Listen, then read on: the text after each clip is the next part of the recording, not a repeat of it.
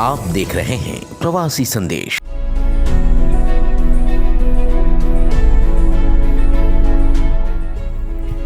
नमस्कार साथियों, आज मैं आपके सामने प्रस्तुत हूँ एक कहानी लेकर जिसका शीर्षक है पुण्य की जड़ प्यार में।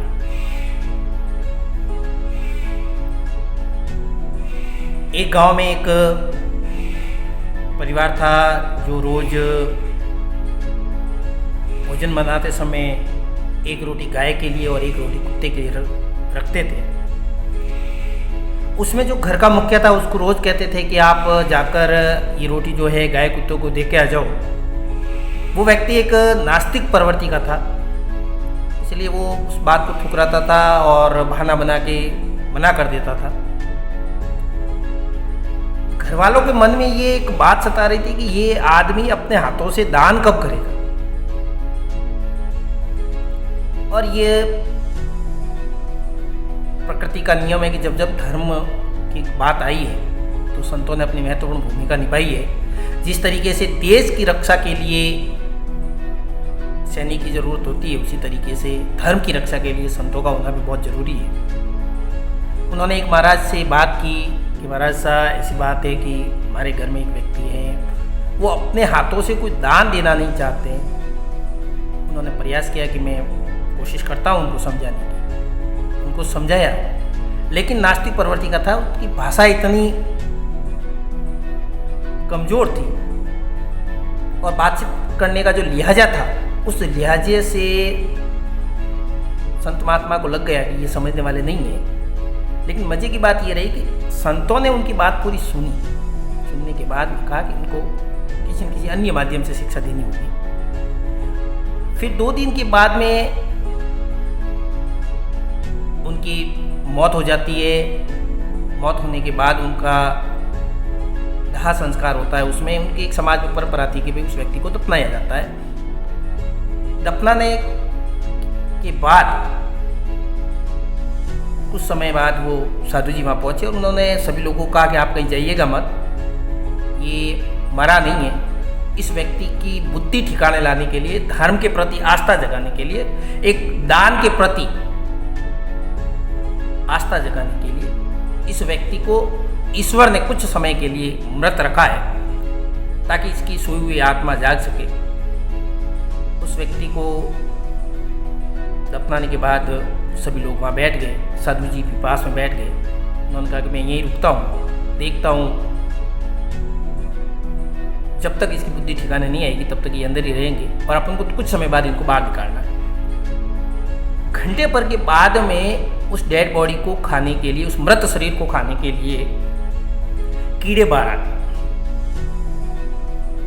कीड़े मकोड़े उस बॉडी को खाने के लिए उसकी तरफ आक्रमण करने लगे। तो 2-4 रोटी जो बचपन में उसने भूले भटके दी होगी, मैं भूले भटके इसलिए कह रहा हूँ कि उसकी प्रवृत्ति नहीं थी दान करने की, इसलिए हो सकता है कि कोई अनजाने में उसने दी होगी।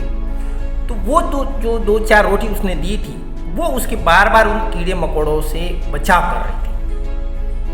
और जैसे ही वो रोटियां बचाव कर रही थी तो ईश्वर ने उसके अंदर प्राण डाल दिए, उस व्यक्ति के अंदर। वो अपनी आंखों से सब देख रहा था, महसूस कर रहा था कि 5-6 रोटियां ये कहाँ से आई, ये देखो मेरी कितनी रक्षा कर रही है। तब उसके मन में भाव जगा कि यार मैंने बचपन में कहीं भूले भटकी 5-6 रोटियां दी थी और आज मेरी इतनी रक्षा कर रही है, तो जीवन में अगर मैंने दान दिया होता तो मेरी कितनी रक्षा हो।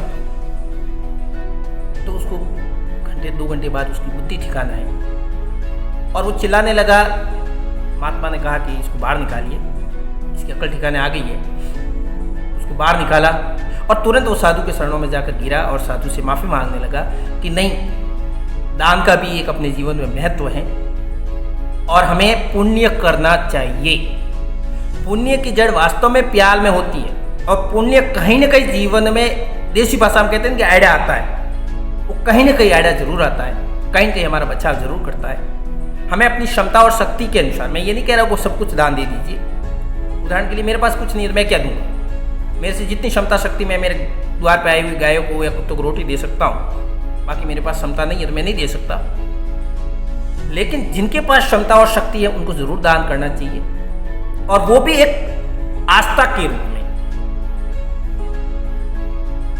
ताकि लोगों के मन में दान के प्रति एक भावना जगे।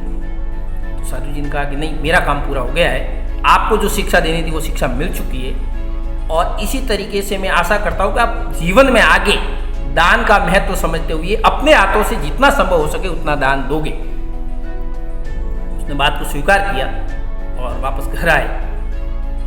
घर वाले जो लोग थे उन्होंने भी साधु संतों का आभार प्रकट किया, और साधु संतों ने कहा कि नहीं, ये तो हमारा काम है, सत्य का आचरण करना और स्वयं को जानने के बाद में दूसरों को एक रास्ता बताना, यही तो धर्म है, और इसी धर्म का हम पालन कर रहे हैं। तो हमने हमारा काम किया है और एक भूले भटके व्यक्ति को रास्ते पे लाया है, इसीलिए इतना हमारा एहसान मानने की जरूरत नहीं है।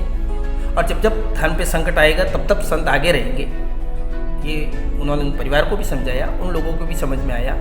इस तरीके से उस व्यक्ति को पूरी जो है शिक्षा मिल गई। तो मेरा एक आग्रह रहेगा कि आप इस कहानी से शिक्षा लें, अपने जीवन का कुछ भाग कमाई का जो है वो दान के लिए तैयार रखें, और बेजुबान पशु पक्षियों के लिए आगे आए, चाहे वो गौशाला हो, चाहे वो अपने गली में हो, कहीं पर भी हो आप दे सकते हो। उसको किसी समाज, व्यक्ति विशेष, जाति और धर्म से जोड़ने की जरूरत नहीं है। आप जितना संभव हो सके दान कीजिए। बेजुबान पशु पक्षियों के लिए तो जितना हो सके उतना कीजिए, क्योंकि वो आपसे मांग नहीं सकते। इसलिए अपनी अंतरात्मा की आवाज पर आप जितना संभव हो सके उतना दान दीजिए। अगली बार मैं आपकी नई कहानी के साथ आपके सामने प्रस्तुत होऊंगा। मैं गुलाब कुमावत आपसे लेता हूँ इजाजत। जय हिंद, जय भारत। प्रवासी संदेश को लाइक करें, शेयर करें, कमेंट करें, सब्सक्राइब करें और बेल आइकन जरूर दबाएं।